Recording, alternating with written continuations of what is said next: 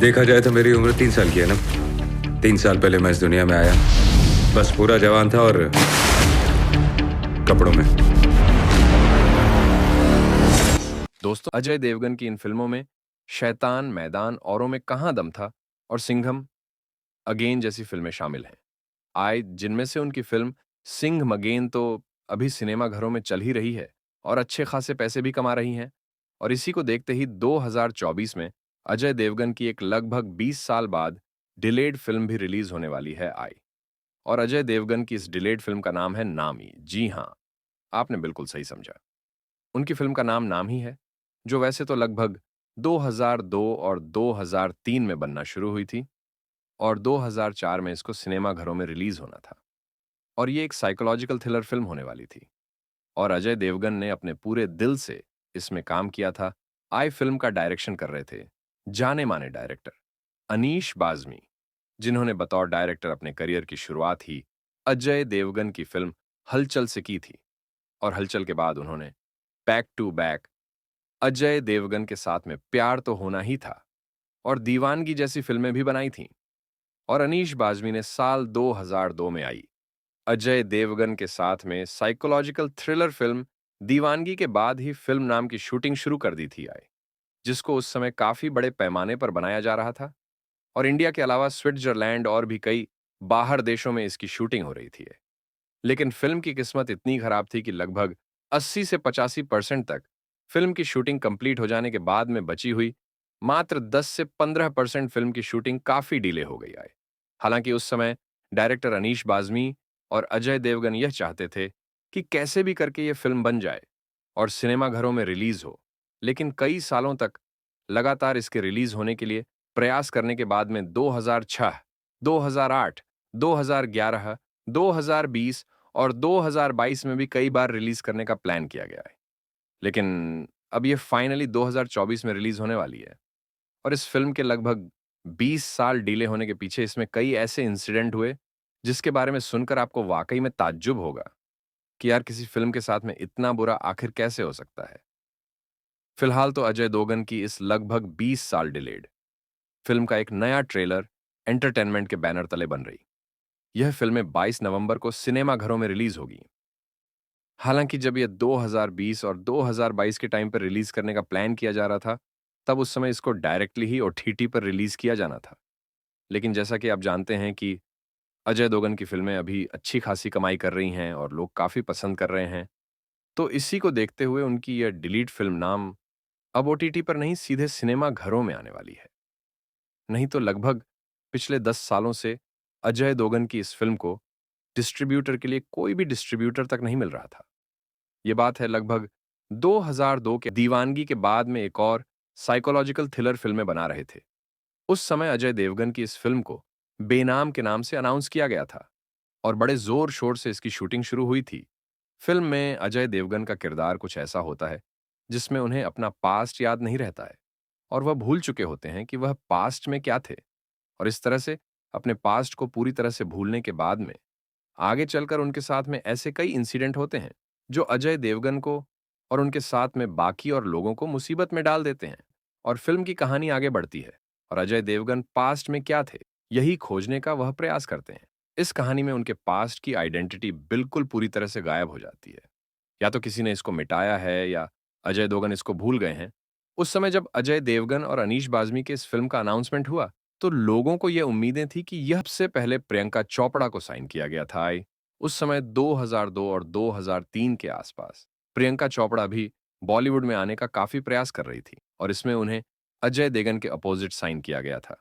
यहां तक कि उस समय प्रियंका चोपड़ा का फिल्म के लिए एक फोटो भूमिका चावला को साइन किया गया और एक रोल में समीरा रेड्डी को साइन किया गया। एक्चुअली ये वही समय था जिस समय भूमिका चावला सलमान खान के साथ में फिल्म तेरे नाम के लिए भी शूटिंग कर रही थी। उस समय भूमिका चावला सलमान खान के साथ में तेरे नाम के अलावा अजय देवगन के साथ में फिल्म नाम की शूटिंग भी कर रही थी। इनके अलावा इसमें उस समय शरद सक्सेना, राहुल देव, राजपाल यादव भी नजर आने वाले थे। संजय दत्त इसको नरेट कर रहे थे। यहां तक कि सोहेल खान भी एक छोटे से सीन में नजर आने वाले थे। इसमें अगर आप अजय देवगन के लुक को देखेंगे तो ये बिल्कुल टर्जन द वंडर कार के लुक के जैसा ही लग रहा है।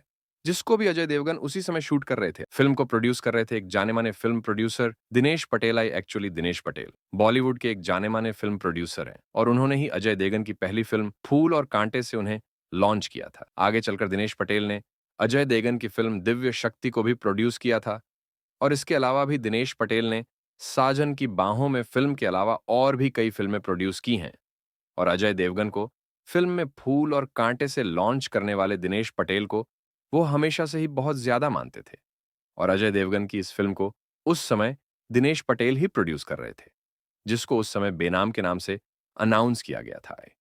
उस समय फिल्म की शूटिंग इंडिया के अलावा स्विट्जरलैंड की भी बहुत ही खूबसूरत लोकेशंस पर की जा रही थी। यहां तक कि आगे चलकर डायरेक्टर अनीश बजनी ने जिस समय फिल्म की शूटिंग स्विट्जरलैंड में हो रही थी, उस समय फिल्म के सेट से अपनी उस समय दिनेश पटेल ने लगभग 1 करोड़ फाइनेंशियर वंदना जैन से यह फिल्म कंप्लीट करने के लिए उधार ली थे और उनसे यह कहा था कि उनकी यह फिल्म कंप्लीट हो जाएगी और रिलीज होने के बाद में उनके 1 करोड़ रुपए वो उन्हें ब्याज के साथ में वापस करेंगे। आए, लेकिन आगे चलकर हुआ कुछ ऐसा कि यह फिल्म रिलीज नहीं हो पाई। 2004 में यह फिल्म रिलीज होनी थी, लेकिन 2006 आ गया और फिर 2008 आ गया और उस समय फिल्म के इतने लगातार डीले को देखते हुए फाइनली वंदना जैन को लगा कि शायद अब यह फिल्म कभी रिलीज नहीं हो पाएगी और उन्हें कहीं ना कहीं यह डर सताने लगा कि जो 1 करोड़ रुपए उन्होंने दिनेश पटेल को यह फिल्म कंप्लीट करने के लिए दिए थे, अब वह भी उन्हें वापस नहीं मिल पाएंगे। तो उस समय वंदना जैन ने तुरंत पुलिस में इसके खिलाफ कंप्लेंट की और पुलिस वाले तुरंत दिनेश पटेल के घर आ गए। लेकिन यहां पर गौर करने वाली बात यह है कि दिनेश पटेल ने यह 1 करोड़ रुपए अपने नाम पर नहीं, बल्कि अपनी पत्नी स्निग्धा के नाम पर लिए थे और जब वंदना जैन पुलिस को लेकर इनके घर पर पहुंची, तो पुलिस ने दिनेश पटेल को नहीं, बल्कि उनकी पत्नी स्निग्धा को गिरफ्तार किया और उस समय उनकी पत्नी के खिलाफ धोखाधड़ी के अलावा धारा 178 का गैर जमानती वारंट भी जारी किया गया। एक्चुअली उस समय यह केस हाई कोर्ट में कई सालों तक चलता रहा और फाइनली फाइनेंशियर वंदना जैन ये केस जीत गई थी और पुलिस दिनेश पटेल की पत्नी स्निग्धा पटेल को मुंबई से गिरफ्तार करके बेंगलौर की सेंट्रल जेल में लाई थी। उस समय दिनेश पटेल ने अपने एक इंटरव्यू में कहा था कि वह काफी समय से बीमार हैं और बहुत कुछ झेल चुके हैं और फिलहाल उनकी पत्नी उनकी वजह से जेल में है और इससे बुरा उनकी लाइफ में और क्या हो सकता है। उन्होंने कहा कि 25 लाख का चेक वो कोर्ट में जमा करवा चुके हैं और 55 लाख उन्होंने वंदना जैन को। किस्मत इतनी खराब कि यह फिल्म किसी रीजन की वजह से 2008 में भी रिलीज नहीं हो पाई और डीले होते होते 2011 का समय आ गया और फिल्म को दोबारा से रिलीज करने का प्लान किया गया। हालांकि इस समय तक फिल्म का नाम बेनाम से बदलकर अब नाम कर दिया गया था। हालांकि यह टाइटल महेश भट्ट के नाम पर रजिस्टर्ड था, जिन्होंने संजय दत्त के साथ में फिल्म नाम बनाई थी। उन्होंने 1986 में यह टाइटल रजिस्टर करवाया था, जो कि लगभग 20 सालों के लिए वैलिड था, क्योंकि इस समय तक महेश भट्ट की फिल्म नाम को रिलीज हुए 20 साल हो चुके थे और 1911 के आसपास यह फिल्म पूरी तरह से ठंडे बस्ते में चली गई और ऐसा लगा कि मानो यह फिल्म अब कभी रिलीज नहीं हो पाएगी। तो बाद में आगे चलकर 2020 में यह डिसाइड किया गया कि यह फिल्म सीधे ओटीटी पर रिलीज करेंगे, लेकिन उस समय को कोविड आ गया और अनिल रॉन्गटा ने सही समय का इंतजार